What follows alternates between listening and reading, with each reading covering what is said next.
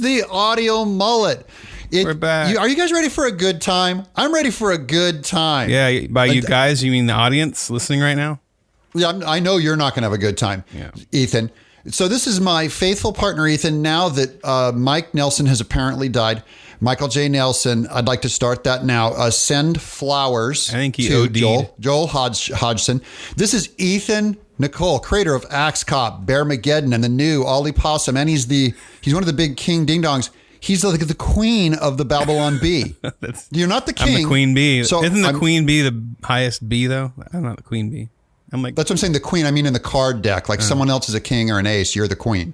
So is Mike? I mean, this has nothing about your sex. This is all about card order. I don't play cards. Queen Ethan. But and I'm Doug TeNapel. I created Earthworm Jim, Yeah, sorry. the Neverhood. I'm super famous. I make all kinds of money. I hang on these things. And it's important to me that you remember what I did. I got an Emmy nomination. I won an Eisner. Someone once complimented me. He said I was a nice guy. You're a homophobe. You got to know. I give money to the Special Olympics. I'm a real donor to the Special Olympics. You should be in awe. All right.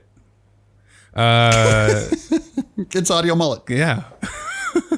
So I think I got an email from Mike. It sounded pretty dire. I don't think he's coming back. I think he's just too busy. Hey, You idiot. Lost him. Hey. What? The most famous What? person just entered the audio mullet room. No way. Ruth Buzzy's here? Ruth Willington Ham Buzzy the Third is here. No, it's Michael J. Nelson. How are you guys doing? What? The rumors of my death are I'm greatly shocked. exaggerated. I don't know. Yeah, you're alive. The rumors that I'm alive is greatly exaggerated, but the rumors of your death is greatly exaggerated. Mike, we miss you so. You went to France. I did. I went to France. Oui. Oh. Yes. And I should say, I did not learn to speak French at all before I went there. And then I became incredibly embarrassed right away, and I started cramming on the phrase book. And on my way out at a restaurant, right before we're going to go on the plane, a guy said, "Your French is very good." I was like, What? I said 8 words to you. He's like, "Yes, but you did it." Because I'm... Ethan, pull his card. Pull his American conservative card from him right now. Embarrassing. Did you learn to kiss, Oh, Mike? but if I kissed everyone when I greet them, of course. I was arrested oui. 11 times. Well, it's good to have you back as a guest on your own so damn good show. to be back. If I could, we spoke off mic, but yes, I've been shot 4 times. I've been in 11 car accidents. Yes. But I'm here. I'm alive. And I'm looking forward to mullet it up. So, yeah, we're so business in the front, party in the back. So my poor self-image assumed you were avoiding us. You had plenty of time on your hands, and I was wrong about that. So even if that's a lie, I'm believing you now, and I thank you for that. Why would you believe that? How long have we known each other? How long have we been not only friends, but dear friends? I think of you as one of my dearest friends. It feels like too long. And after you ghosted me for 4 months, I thought it could have been over. I didn't ghost you. I ghosted the audio mullet. With good... Ghosted everybody. You ghosted the whole earth from what it Is that sounds because like. I'm just not on Twitter, so therefore I don't exist? Yeah, you don't exist. Yeah, well, you went over. You sure took care of the French. Every day. Hey, you learned a whole new language to talk to them. I know you laid a lot of track over there. You learned French. I've got to have an escape route from this country. I mean, the way things are right now, guys, right? Can we all agree? Right? Yeah, I hate all these socialists. I'm moving to France. I got to have a plan B. All this public health care, SJWs. Mike, did you learn to get over your Cretan-like aversion to blue cheese while you were over there? I never had to encounter it at all. That's weird to me that you don't like blue cheese. That seems like it is the only thing on the planet that I won't put into my head. Yeah. Really? Mike will put oysters in his mouth, which is like an alien autopsy. You open those things up, it is an alien autopsy. He'll put that in his mouth. He will not put blue cheese I'll in give it. you the quick rundown of Mike Nelson in France. I went to there's a beautiful, picturesque old Roman city in Provence called Ségou, and I drove my car into it. Good and Lord. Drove basically into a cafe, nearly ran over a sandwich board, and had to be, sort of just do that. I just pretended I was German. And then pulled out of there, nearly crashing down an old Roman gate and everything. You got in a car wreck I in didn't. France? I drove. The GPS just kept saying, take a right here, and eventually you get used to this. Is you as an American, you go, this is not a road. This is 4 feet across. Yeah. Like this is not even a bike path in my neck of the woods. And so, yeah. Every alley's a paint scraper. Like there's like an inch clearance on each side from your mirror. Go, okay, well, I guess this is a road. And I drove into it, and then I see the notice of the soup of the day and all of that. I'm basically in a cafe. Sandwich board. The list of fromage. A terrified Frenchman staring at me. So that was the worst that I did. Did you use a nom de plume? I'm thinking of the only French words. Did you have déjà vu? I did not use a nom de plume. I did not have déjà vu. But yeah, as I said, I waved out the window and said, I am Hans. I am sorry. And then... Hans, I'm sorry. And you do look I can German. pull it off. Yes. Yeah, that could work. You got the puffy, alcoholic-looking, prone to fascism look on you. Prone to socialist fascism. Baseball mitt for a face. When I was in Ireland years ago, I assumed, because I am Irish, my grandmother was Flanagan, and I assumed people would be going, so what, which county are you from? And I was in Dublin, and a guy came up to me and goes, you must be a farmer. So I look like a farmer to foreigners. That's good.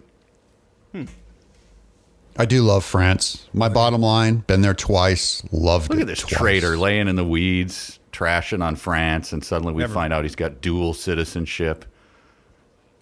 Just about. Man. Mike, did you have the meat? Like you order any meat and it just comes good. I believe I did have meat, yes. Yeah. Was it not good? I was Prove at me a wrong. Michelin star restaurant, and it was a crispy pork dish. And one of my compatriots went to cut into it, and it flew across the table, and we all laughed at him. And then I, later in the meal, went to cut it, and it flew well across the room at the Michelin-starred restaurant, and not as funny then.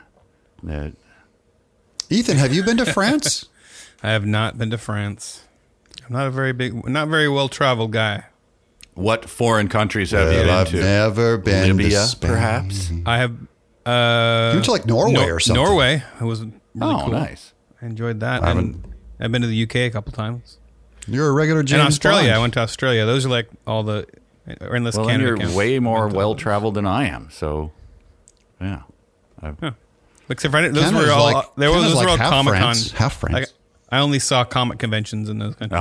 Okay, then you haven't been anywhere at all. I mean, I walked so- around a bit, but, Yeah, I didn't go so for at a least you vacation. got your culture in. If you went to France for a Comic-Con, at least you get your culture in. Yeah.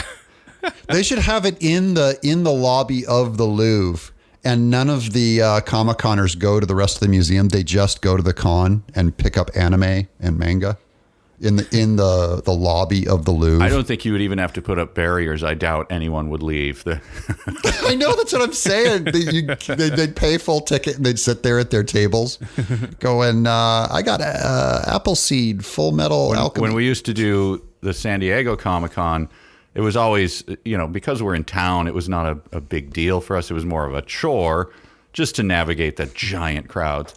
And you go to get something to eat, and you would see this, you'd walk out at noon or 1 and a line around the block for Subway. And you're like, oh, man, that's Subway. We're screwed. We're not getting in anywhere.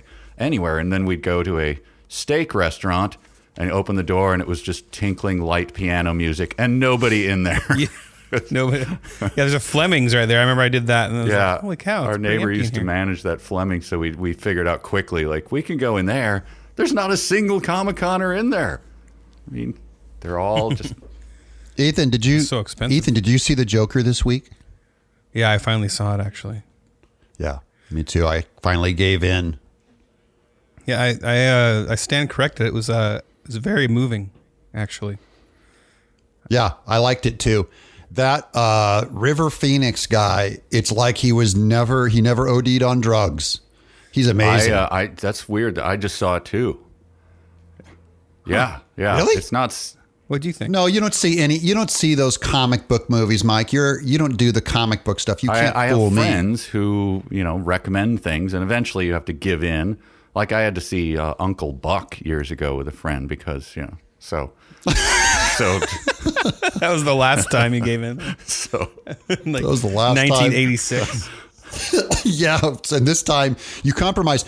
Mike, how many of your friends recommended the Joker besides all of them? I mean, the social pressure to see it was huge. The fact that I was able to hold out so long, I think, is a testament to my will. But I gave in, and I must say, and thoughts? Pleasantly surprised. I felt like the time whizzed by. When it was over, it was like when I saw United 93. What? When it was over, there was just sort of stunned silence, people weeping, almost a religious experience. That's what I felt like this was. And it was just like, I wish this had been longer, was kind of my first thought. Favorite scene, though. I want your favorite scene. My favorite scene was when when the Joker, what's his name? Alan Smithy or something like that? I can't remember what his actual name.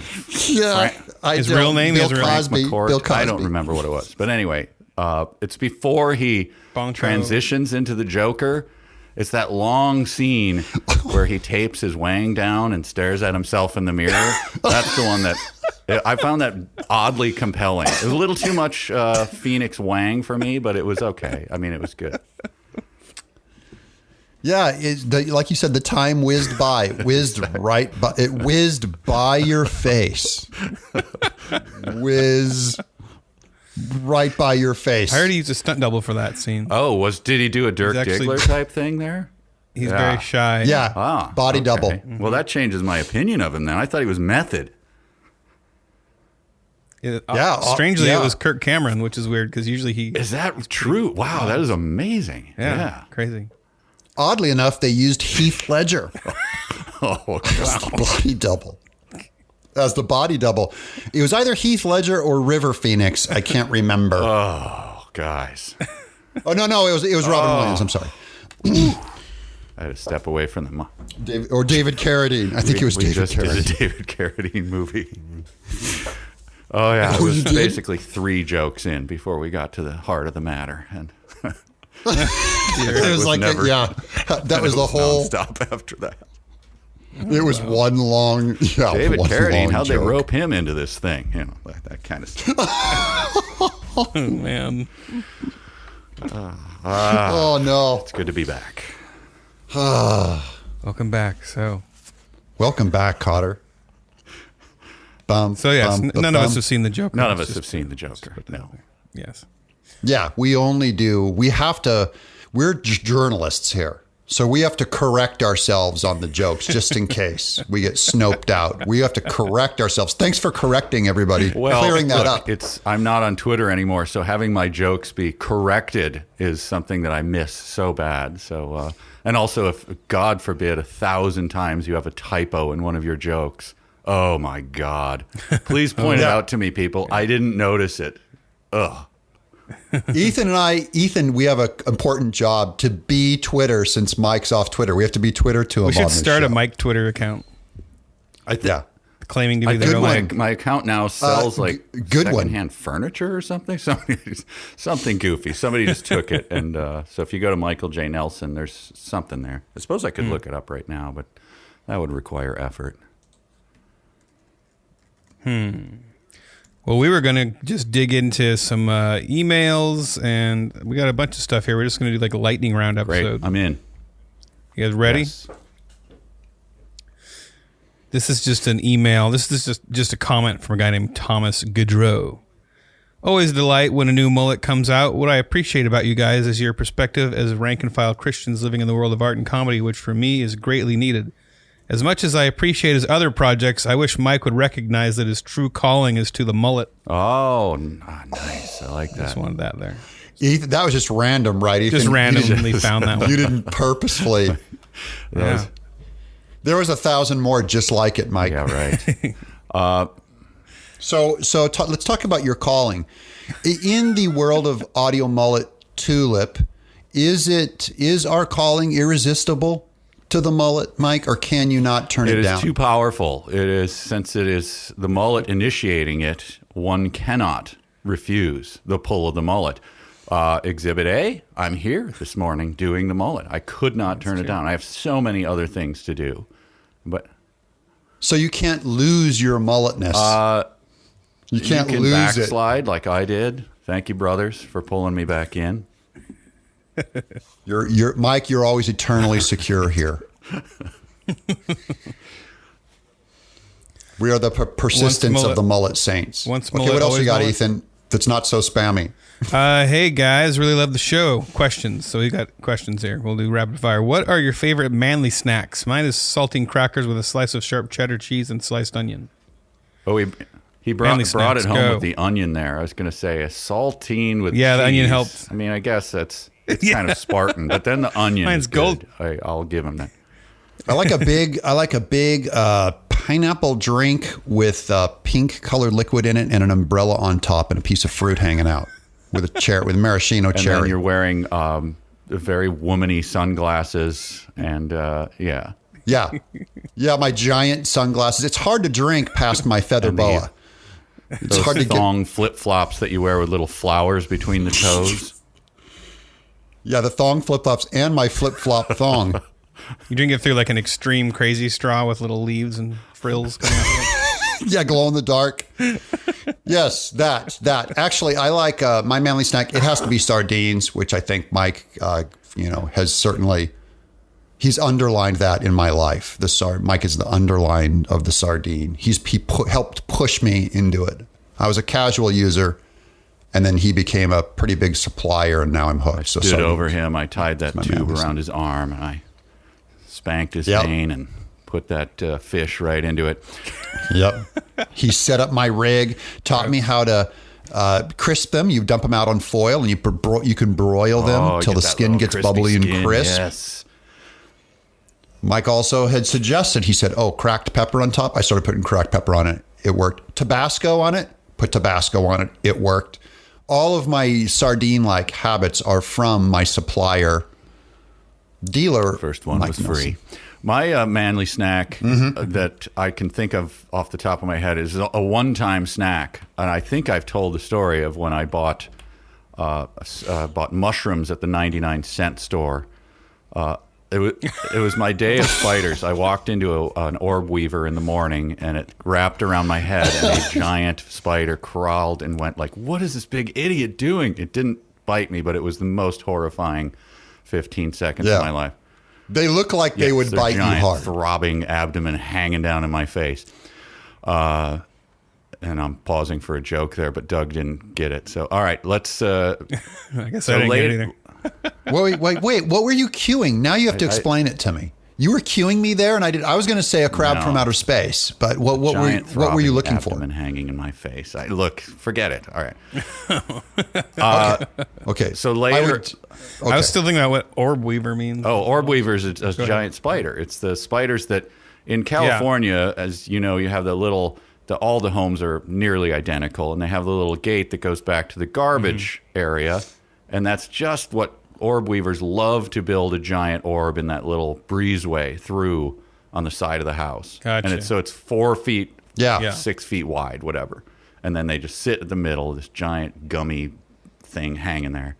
So I got that on my face. And then later that day, and this is the part of the people who think I'm an idiot think this is the funniest, is that I went to drop my son at a guitar lesson. And so I went to the 99-cent store next door and got a can of mushrooms.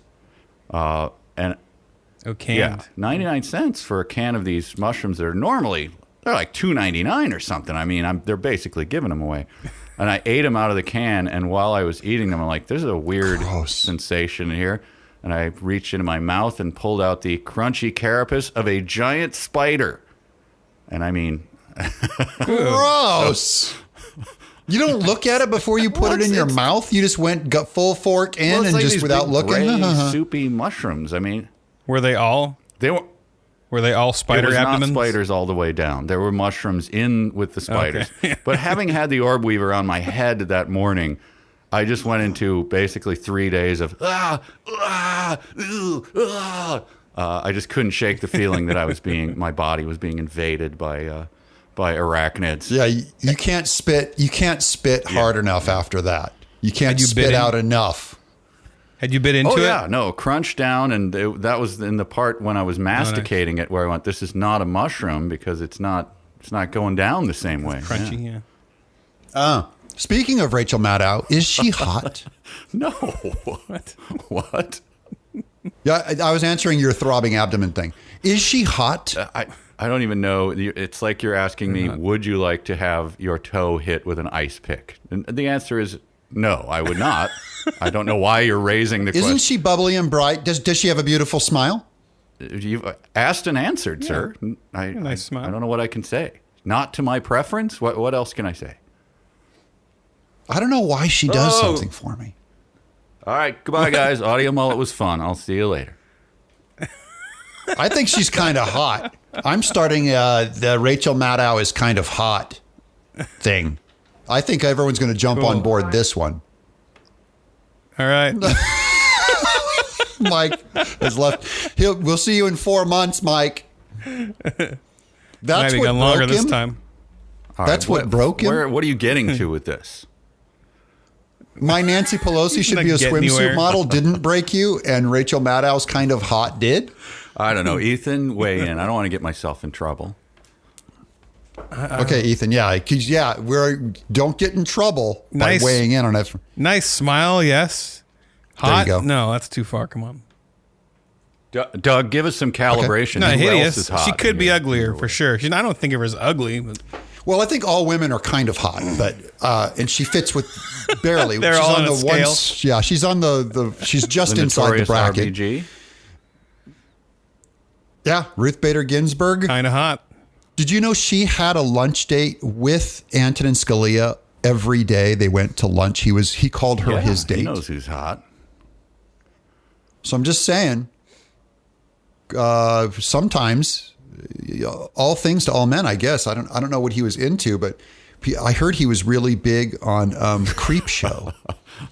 So I think the host might have primed You think him. the Crypt Keeper? Yeah. The Crypt Keeper. Yeah, I think it's a matter of taste. Ethan, what else do we have? Fire another one quick. Well, I was going to say my favorite manly snack's probably is beef jerky. That's not a very exciting answer to that.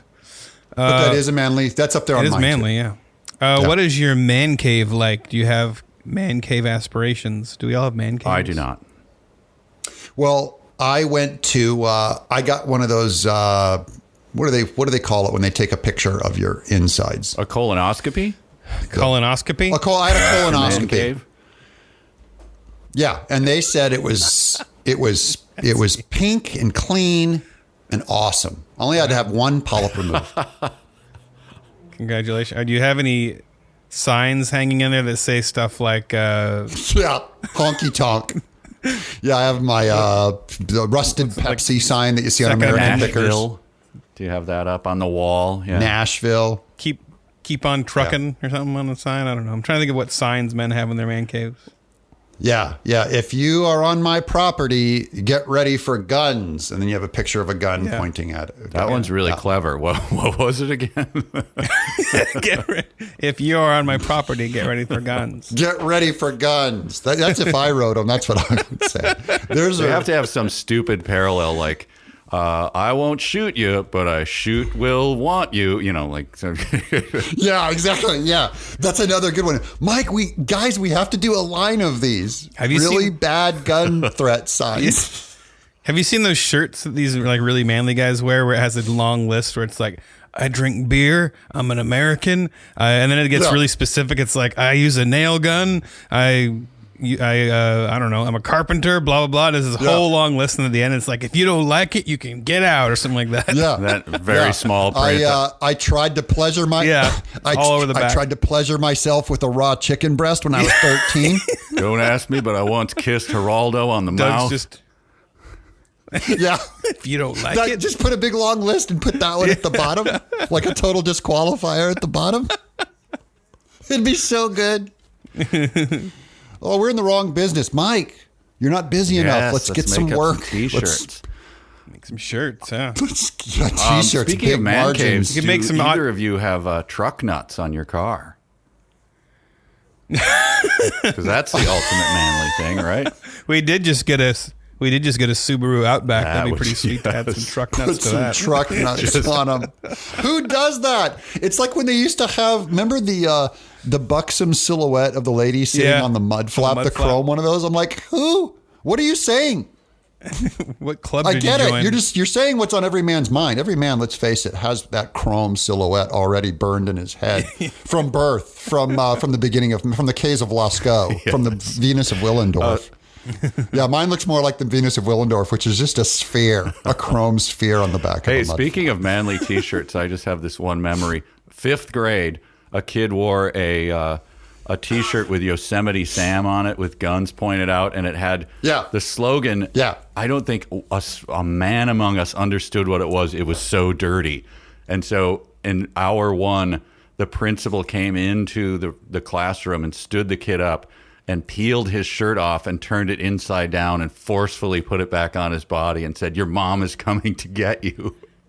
And we all Then he went over and did the same to. He went over and did the same to a girl.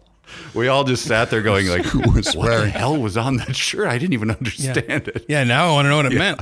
I assume it was just some dirty pun or something. But, we were young and innocent. I don't know. Those were, in the 90s and 80s and stuff. Those were really popular, like Bad Boys Club shirts and stuff. There's a lot of really right. shirts. Big Dog or Big, Big Johnson No Fear. or whatever. I don't know. Yeah, Surf Johnson. That was all over San Diego, too. Big Johnson was the one. Oh, man. I remember, people used to be able to brag about the length of their body part in the late 70s T-shirts. That was a thing. And the bumper stickers of course, the 70s, where you had to provide ass, gas, or grass. Which, as a little kid, I was like, what? Yeah, no, it's ass? no ass, no grass, no gas. Yeah. Donkey I meat? don't know. All the bikers wore that one. So maybe some things that are beyond the mullet. That's probably why we picked a haircut from the 80s, because there were some things in the 70s that needed to be edited out. So we're not the mullet haircut audio we'll hold afro. on to. Where do you stand on big those- sideburns, the choppers that go all the way down and are super fuzzy? Those were big in the 70s. Like the Tom Petty? The Tom Could Petty? Tom Petty produce them? He seems like his face couldn't push out enough pigment to make them work. Oh, yeah. In his first hit where he's doing the Alice in Wonderland song thing, he had huge, giant sideburns going all the way down like Sergeant Pepper. Okay. Size Should those lamb come chops. back? Giant. That's a question. If you can, I cannot grow them. That's my exact blind spot on my face. I can't. I'm the reciprocal of that. So I would if I could. I think Ethan, looks like you could. I'm looking at you. You could pull that off. Yeah, I think I could. I used to have pretty big sideburns, but I never went all full mutton chop. But I don't really have a big problem with them. Sure, I think why you not? should do it. I'm lobbying for you to do it since you're the only mullet here who can produce it. I just have to shave my mustache and just shave under my nose, basically. Down from my nose. Well, down my you neck. get rid of the chin That'd be part, good. so that I think the chops stop at roughly the corners of your mouth. So you have these big down the side. And what you would do is you would encourage all those Comic-Con people to stop growing neck beards and just commit themselves to these choppers. They're much more manly. So you're doing it good. Usually when doing you're the fat- Lord's work. When you're a fat guy, you have a beard to create the illusion of a chin, because otherwise there's just nothing. It's just this mound of fat with a face on it. And then, so when you have the beard, it kind of creates a point. So when you shave that point off, Yeah, but won't it? your face looks like it's It'll be imploding, like two when you have arrows just going, mutton look at chops." how masculine this chin is. 2 arrows going, look, no chin, nothing. Well, also, if you grow those mutton chops out, those will be like 2 inches wider. It'll make your face look wider, so it'll shrink the chin by comparison. Yeah, if make you the chin suddenly look expose tiny. the little baby bottom down there. Fat guys with mutton chops. It's rough looking. All right, so choppers. So are you going to do it? All Can I right. get a 60% commitment to these choppers? Sure, I can do All right. 60%. That's a fact. Mike, are you going to start growing eyebrows pretty soon? What? When are we working on your eyebrows? What's wrong with my eyebrows? You got a problem with them? Don't you have like propecia or something like that? You don't have eyelashes or eyebrows. You can't. It's not just the beard that you can't. Oh grow. no. I have eyebrows. They're light. I do have a dime-sized alopecia on my face, which doesn't matter because I can't grow a beard anyway. But that just alarmingly appeared a couple months ago. Alopecia, yeah. So I mean, I don't. We in like the those scheme of guys. things. I don't really. I guess I don't care that much. But there it is. You can't grow a beard at all, or It's weird looking. It's some parts of it are kind of We be the different judge? colors, and then there's spaces that make it look patchy and odd. So I haven't attempted it. My boys hate me for it, like as though I did it to them. We got you. Oh, they Yeah, like it they is have weird it too. how it's weird how if you grow a scraggly beard, you seem like a scraggly person, like you should know better. Like automatically you're working as a carny or at the swap meet. If you grow that beard out that really isn't fully there, like it's just kind of off, kind of thin, kind of lopsided. You go like, that guy should know better. Yeah, exactly. Yeah, There's something wrong with that guy. beard judgment in our culture is really not fair because if you're a fat guy with a big beard, it looks like neglect. But if you're like kind of a slim, hot guy with a beard, then it's like, oh, sexy. Yeah, and I He's envy cool the and people. rugged. I worked with a guy who he would come in one day, and I swear he had not had a beard the day before, and he had a full Abe Lincoln beard, and I'd go, "What are you? Is that pasted on?" He's like, "No, I'm just very talented at growing Yeah. a beard." And then the next day it would be a different configuration. Like, how are you doing this? Yeah. He was. Like he carved Yeah, his I name called him out of it. Wooly Willy. If you remember that little magnet game with the putting the beard on the guy with the little Oh, yeah. nose, he could do that. He just could produce it. And the hair looks so dense, it looks painful almost. Yeah, like there's no room for skin. Yeah. It's just all a giant pore with just like black meat coming Wires out of it. pushing up through. Yeah, Like tree trunks, yeah. If you shave that beard completely off, there'd just be a skull jaw That's why there. I feel bad for Richard Nixon because he had the 5 o'clock shadow, but he could have pushed out an impressive beard, I'm sure. So, And he did. He would look like he came from the 1800s Right. with that face shape. Yeah. He would look like it. He He would go on a dollar bill that for beard sure. would cover up a lot of flop sweat. He might have. Kennedy would never have been president. Well, that was a great answer to the question about man cave. Yes. On point, man. On point. Yeah. Ask a brilliant question. I do have a man cave, but it'd be boring to answer it honestly at this point. So, yeah. So we'll move You're on. allowed. Give a Say- boring just answer. say beef jerky It's funny. again. It's just Yeah. we have a covered we have a patio in the back, but it's enclosed. They put little thin walls around it, so I actually put a wall in. We turned half of it into the playroom and the other half into my man cave. So and Oh, that's hilarious. That's the best answer yet. it's just full of garbage. It's full of all my garbage that I'm not allowed to have in the house. Yeah, I don't want you Embarrassing. guys to read too much into this, but does Rachel Maddow have a man cave? You're going to try to make that a thing, aren't you? I'm moving to the Thank you. next question. I don't know about this one. John Christ tour canceled. You guys know who John Christ is? The Christian comedian. Oh, And then Bridget just told me yesterday. he's just in the news. Got dropped from Netflix because he Scandal. was scamming women and sexual Oh, sin. you dog. They ask how is fame and faith seem like a bad mix? That seems like a kind of obvious answer. I don't know. What do you think? Well, I mean, I guess there's, the temptation is just always there. When you're there's a level between the 2 points of being the Beatles where they would say to their manager, like, I want a blonde woman, 5'6", kind of bubbly personality. And they'd go down into the lobby and pick from the herd. Yeah, and there's 8,000 so there's a of spot them there. between that and being this guy and having adoring fans. But it's got to be tough. And I love my wife more than anything in the world, and I can't imagine walking into a lobby and have one moment of weakness on the road for 4 years straight and have a perfect record. It's like I just don't understand how those are bigger men than me. I'm just saying, I take care of business with my marriage and stay faithful by staying completely away from that situation where you're in a room full of available people falling over themselves, which is kind of, for me, it's like life. I don't know It's not that like any I of have- our professions provide us with lots of groupies.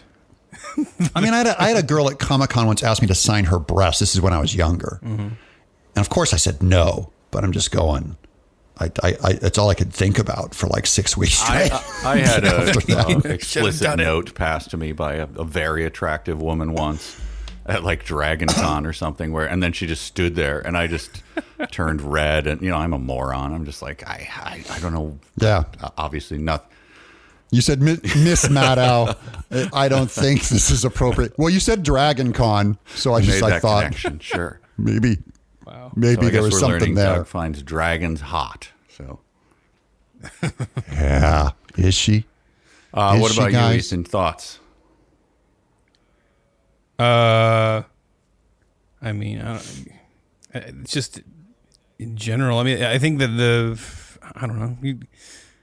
The weird thing about being a professed Christian comedian, if you're labeled yourself that, you've put yourself in this spot, and so yeah, I mean, you got to be ready for that. It's crazy that he's gotten into all these relationships with women.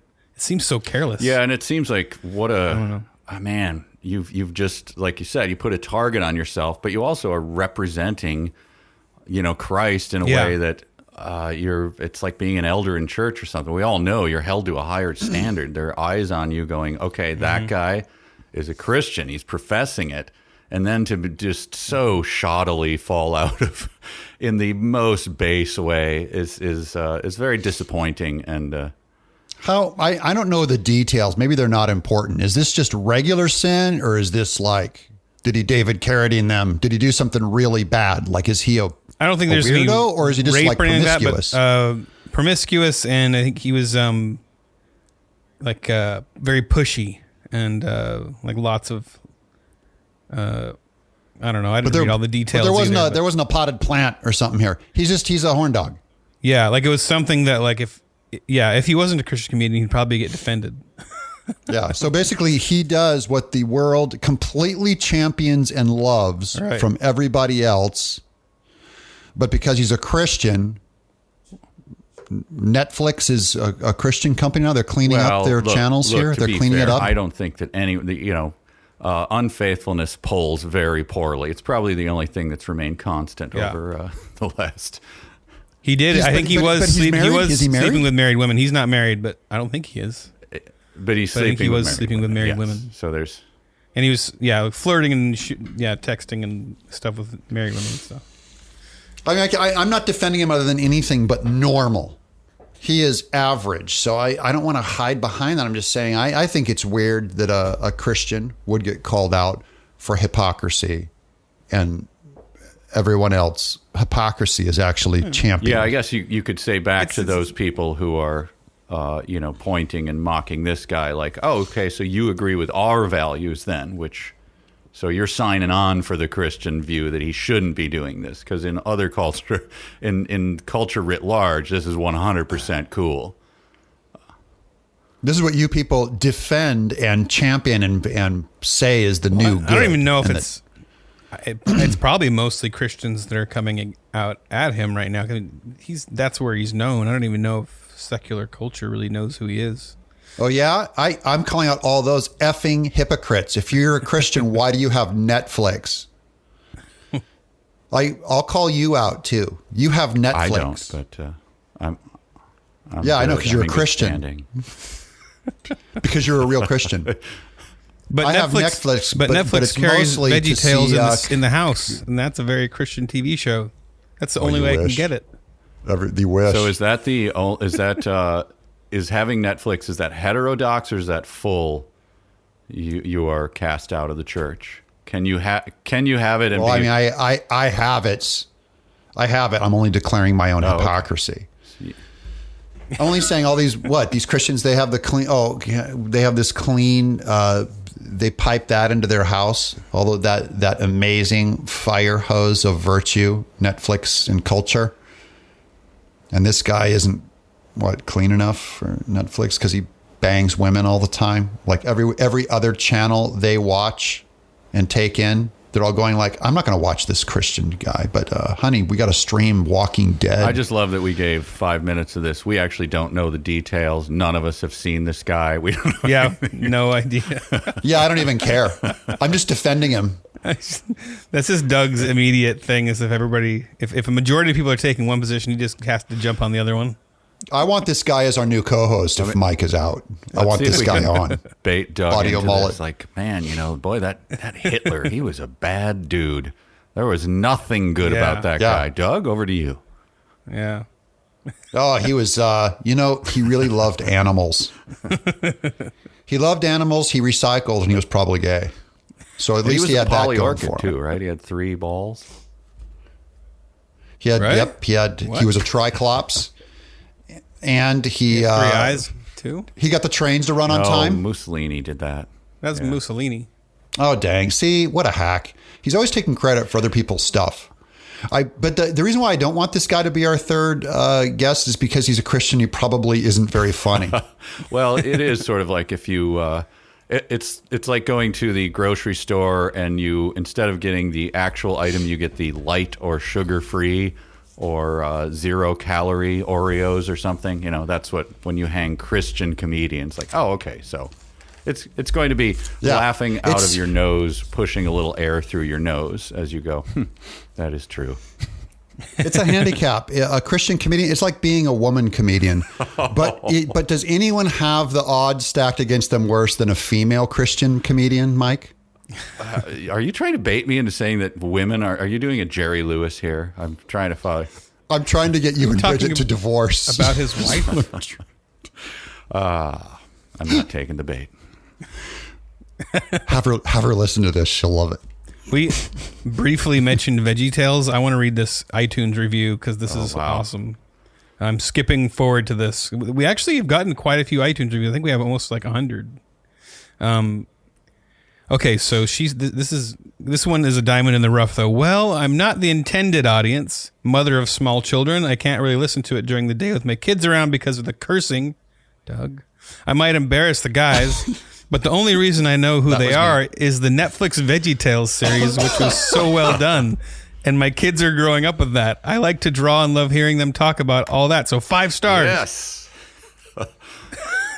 If for no other reason than VeggieTales. The language I used while I show ran that project was even worse. And you have the stones to criticize this Christian comedian when you're...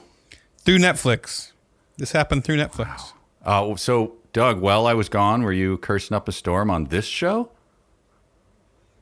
Don't you listen to it? If I look at him outing himself. Why in the He's hell like, I'm would not I going to touch listen this. to it if I can't even be so I would put in the hour to listen instead of just being on it? Do you honestly think that would You're like this woman walking around has to take care of kids and can't listen to it. You ever hear of headphones, lady?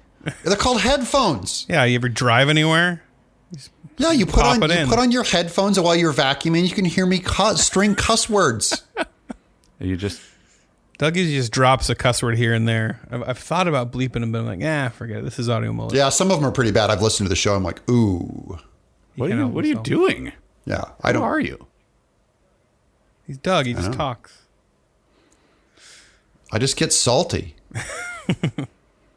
Like 3 testicles.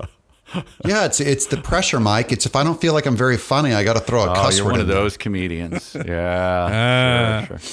Yeah, if you can't write, you go foul, you go filthy, or you go foul. Blue.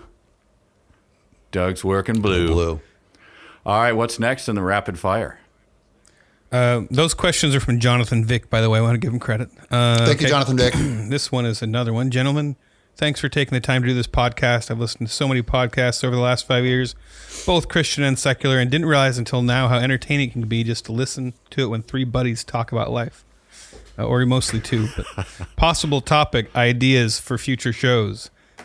Okay, here's a topic. Meanest thing you ever did to either a sibling or a good friend, intentional or unintentional. Oh, I got that right away.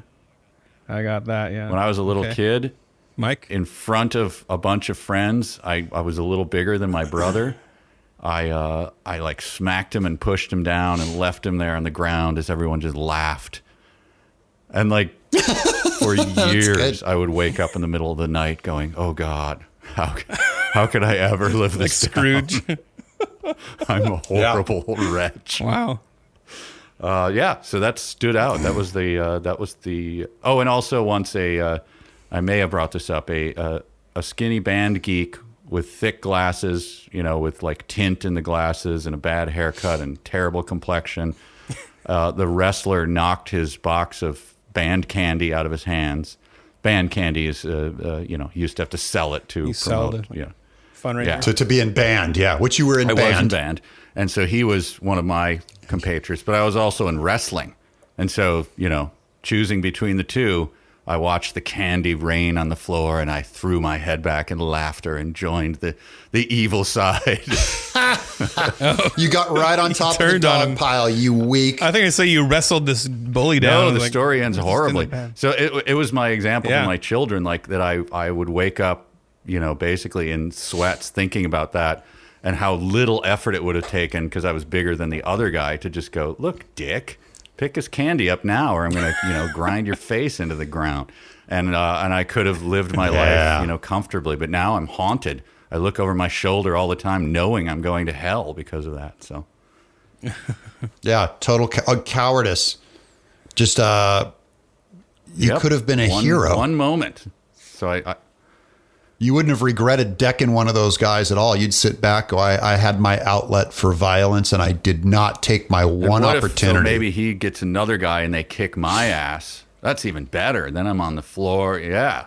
I know. I took a beating for this. You'd have the martyrdom. You'd practically be one miracle away from sainthood. Instead, I joined the dark side immediately without no resistance. Yeah, those are all my mean things. My mean things too. We're all in middle school and high school.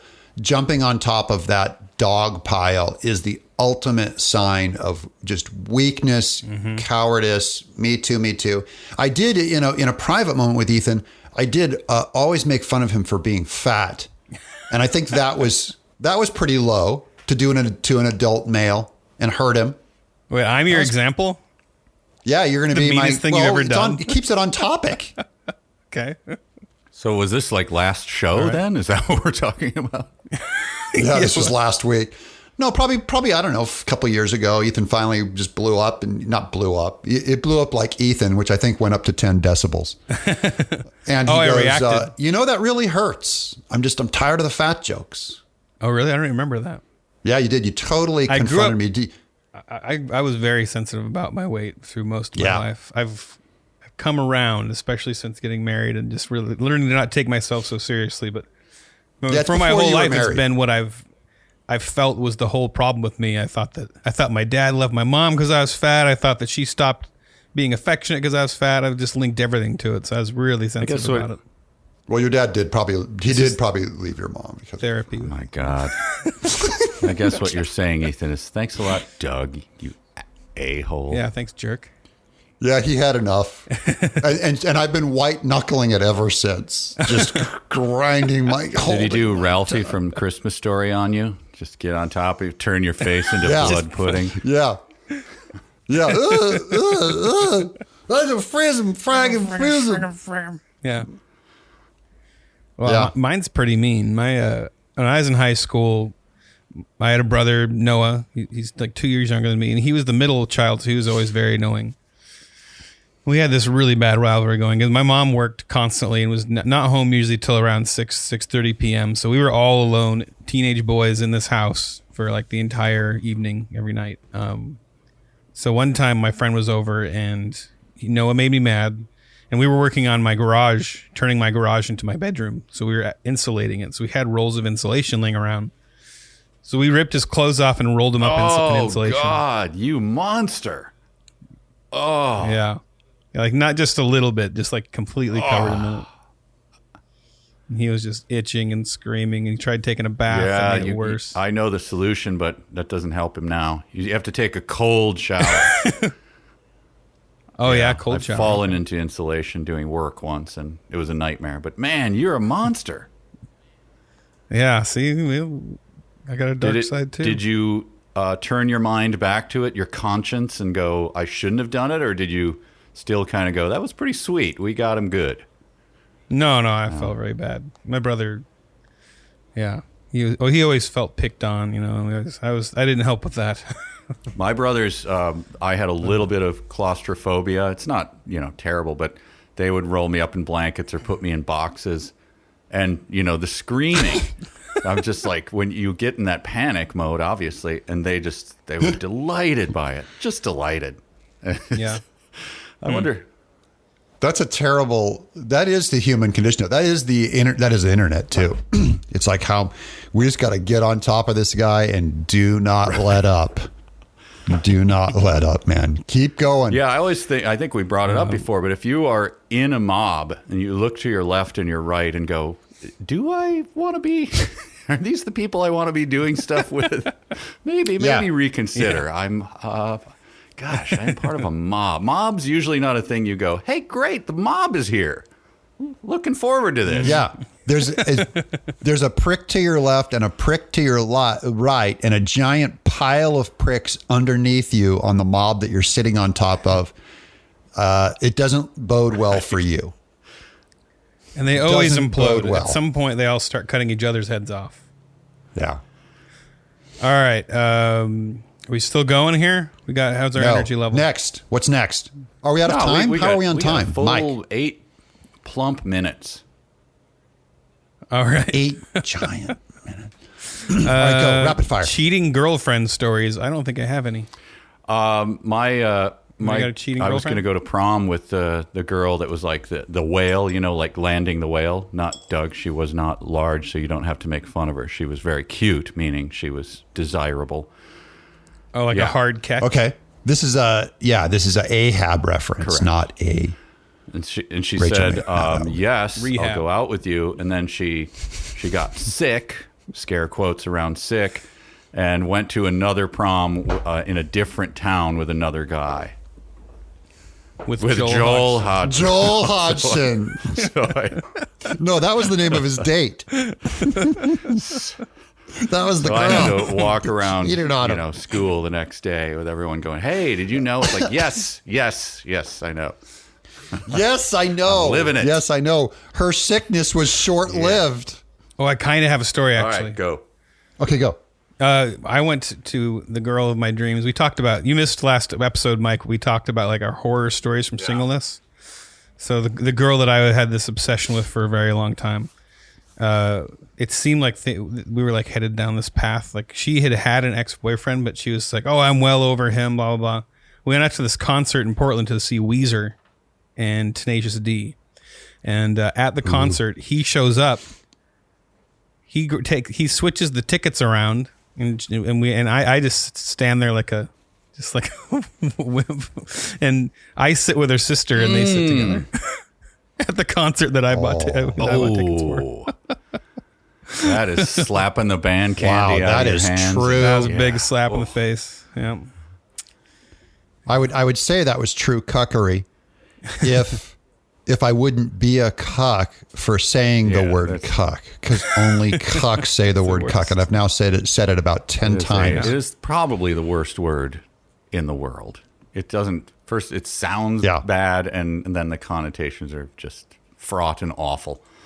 But it means you are an absolute zero if you use the word. I mean, is there talk about get on top of the dog pile? Yeah, I mean, we've all been. I was thinking of this moment you remember Dazed and Confused when Adam, what's his name? The good actor. Anyway, he's going to be a tough guy. No, Matthew McConaughey. McConaughey, the guy who gets in the fight at the big party, and the asshole just, sorry, I swore, bleep it. Yeah. Just beats Bleep. the crap out of him. And his friends, instead of rallying him around him, just look at him with, like, you are a piece of garbage. Yeah, that was a documentary. But we've all been in that situation where, like, you don't come out the hero. You're just sitting there, like, you're feeling worse. And the people can see the stink of your own shame and awfulness, so they don't even associate with you. Like, ugh. That guy's girl just, like, sat with, he sat with his sister. Like, this is not good on any level. I hate the word "not a good look" too. That's not a good look, Ethan. This ain't it, Chief. Oh, This ain't boy. it, Chief. I hate not that a good one. look. It's a popular I just one, learned too. this one. This is how I hate far everything. behind I got to get on Twitter so I can learn these. Okay, boomer. That's the one I haven't heard. Oh, that yeah. one, but I was You're late to just Boomer. the okay boomer. I mean, I got it right away, but I'm like, why is What that okay? As if I that love how you're a makes boomer point. about the word. No, I know, boomer. I know. I mean, the irony didn't escape me, but is that something that, it passes you by, and then 4 months later you go, man, I really miss having been on Twitter to know what the okay boomer thing was about. I don't have a lot of regrets about it, is what I'm saying. I have nothing but respect for you for holding out that long. It's like people who do not watch Star Wars or watch Marvel movies. I just go, wow, you are a well-adjusted human being. What? You have not seen Joker. No, and what is the latest? I haven't seen the last. I mean, Riff Tracks. The only reason I would ever watch a Marvel movie would be Riff Tracks. No insult to people who watch Marvel movies. It's just not my cup of tea. But what is the latest? What are they doing? They're there's DC and Marvel are all fighting now, or where are we in the universe? I assume they're doing another huge reboot or something because they finished off with Endgame, right? So they're going to reboot all the whole, like, it's already a big reboot, and then it's a reboot of a reboot. Will they reboot and go backwards, so it'll be like Endgame .1, and then they'll kind of reverse it and go... Maybe then... Yeah. And the next movie might be called Start Game. Start Game. I don't even know what they're going to do with it. It's such a giant, just cacophonous. It's just a giant Happy Meal, landfill Happy Meal that I don't even know. Do you care what they're going to do with it? It's going to be, but there's going to be more action and more men kissing each other and sensitivity. And I can't even imagine what can they do with Star Wars and Marvel now. They can't do anything. It's going to be like the comedians on Netflix post Seinfeld and Eddie Murphy. Like, what joke can you even tell? Whatever it's going to be. I was thinking, wouldn't it be great if I had, or somebody had, Mr. Burns type power to, like, shut off the sun, and there was a big switch at the studios, and it was just the Star Wars switch, and it was like one of those, scissor switches that you just pull down and, like, turn the whole, and you shut it off and just went, now what are you going to do, you losers? There's no Star Wars forever. Yeah. That would be the greatest thing in the world. And all the money gets redistributed to real films, to like little indie guys that only write movies about lesbians and recycling. Real cinema. It multiplies it 1,000 times. To little Hollywood indie guys crawling their way up the ladder. Like, take it away from those Marvel bubblegum guys. I got something to say about how Russia and communism is good with my indie film, time travel indie film. You can make like 500 of those for each Marvel movie, right? Or 5,000 of them, probably. I don't know. Yes, it's probably best that it's all kept in one giant kind of the super mall, the center of attention over there. It minimizes containing damage the evil by in keeping one. it. It's like a big beast. Instead of actually distributing it to a million little indie voices that would say something 10 times worse, they're hoarding it all over at Marvel, over at Disney, Marvel, and counterpoint. Star Wars. Counterpoint. We got to keep it over there. Those indie movies never travel overseas. No one wants to see a guy from Portland break up with his girlfriend and listen to indie songs in Thailand, But they want to see however they dub them into their myths. They want to see Star Wars. They want to see explosions. So it's damaging the entire planet with the huge Star Wars thing. Whereas if you broke it up into those mini cancers, we could maybe snip them off and save the world. That's my counterpoint. Yeah, but we kowtow to their culture so much that we take all the woke stuff out, like for Saudi Arabia or something, like where they all see like X-Men and they go, oh, Magneto's the hero. He's just like our totalitarian leader here in Google Syria. autofills that in. They censor us, but over there they like censor it for them. Yes. Okay. Yeah, that is true. So again, damage, no damage. Minimize damage. Right. Guys, we're at an hour. What do we have a last thing? A power hit to end it all? Or do we just crash this episode into a poll and walk away from the smoking heap of what we've done here? That's a great response, guys. Come on. That's great. Yeah. The last question, those questions were from Corey, by the way, before I forget to say his name. Thanks, Corey. He did say pet death stories. Or do you want to end on a pet death story? Oh, that is a good one. Doug, you have to have one. Yeah, I'm sure you've killed a pet. I have a horrifying one. Oh, yeah, it's a whole body count. I don't even know if I can share it because it's close to a family member. Can you quickly whip up nom de plumes, bringing it all back to the beginning of the show? Thank you. No, they would find out, and it would be big trouble. I will say that I'll give a similar one where a neighbor had a cat who kept coming over our house and spraying the back screen door. And her name was Precious. So I opened up a sheet and put turkey in the middle of the sheet. It was right after Thanksgiving, and he came up and ate the turkey, and I bound up the corners of the sheet and tied him in a knot. And the cat was in there going, inside.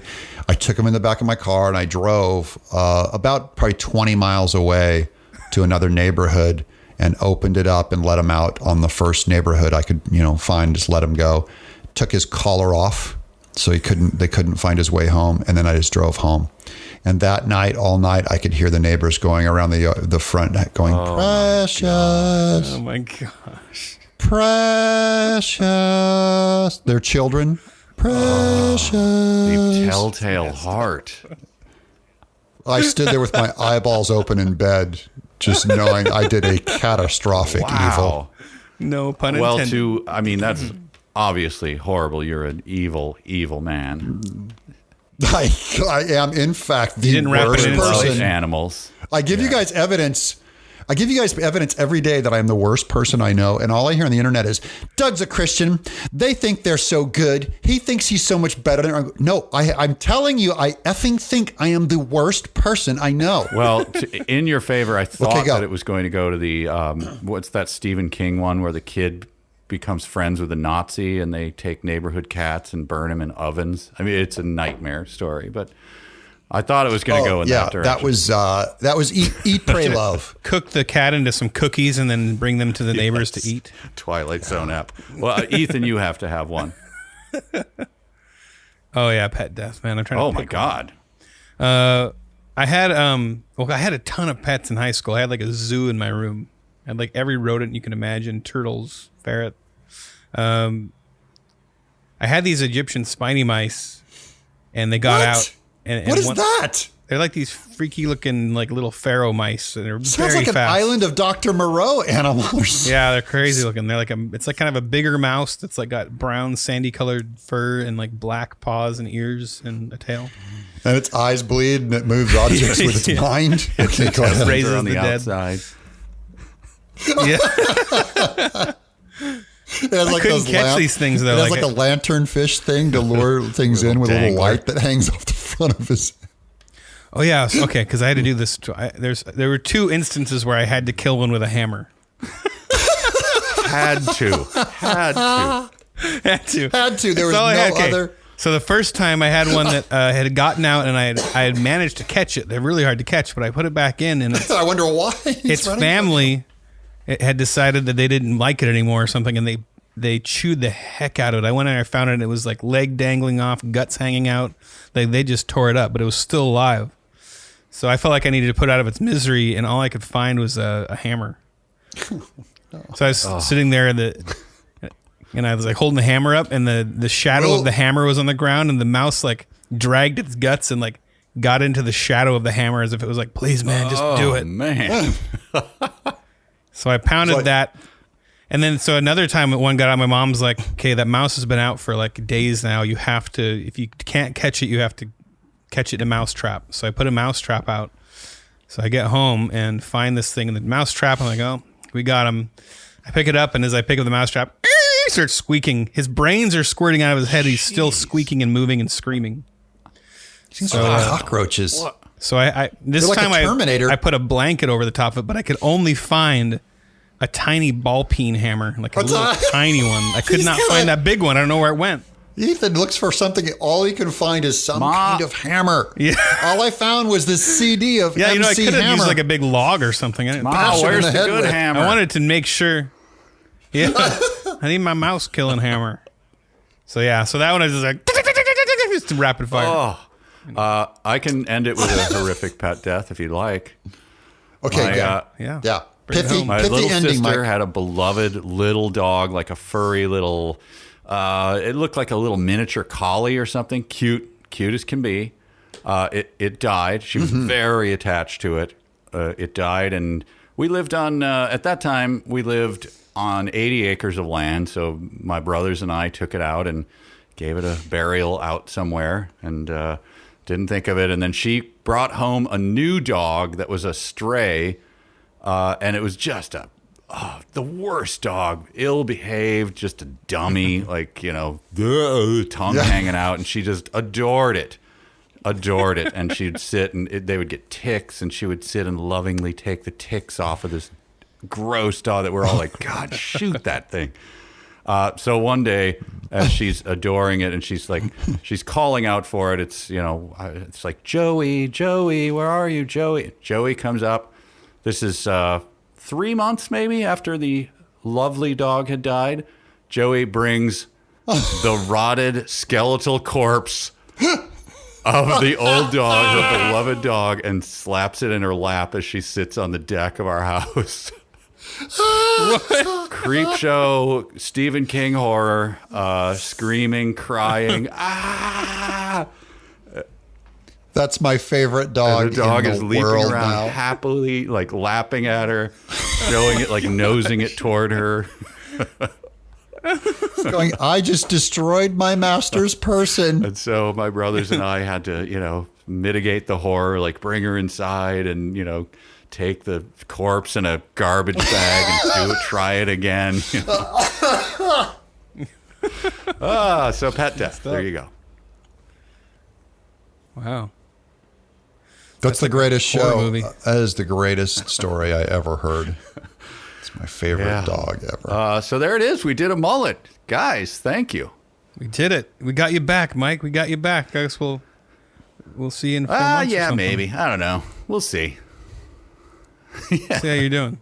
Yeah, we'll be waiting here for you, buddy. What's your you dollar guys are amount? good kids. Please- I know you do other podcasts because Right, you get money. So yeah, you're doing this for free, right? we'll raise money. Yeah, we'll raise money. We'll be singing that American Tale story as we look under the same moon. Somewhere Mike out is there. doing a paying podcast. Paying gig. He's looking at the same moon, but through filters of money. It's all green, baby. Somewhere out I gotta there. Go, look, I gotta go count my money. I'll see you guys later. All right, you end the mullet. All See right, you. Fine. All right, See you, Uncle Scrooge. guys. Bye, Mike. Bye, Next bye. time. All right. Is that the end? All right, I'm going to play the song. Audio mullet, a mullet of audio smashing you in the face. Audio mullet, short in front, long in back, it's a fact, it's the audio mullet. Mike, what are you doing? What's the deal with you? Good Lord. It's been you've blacked us out for 4 months. It has been unbelievable. Every single hour crammed with things. Well, it's good. Mike, did you see the Joker? No, did not. Okay. We have a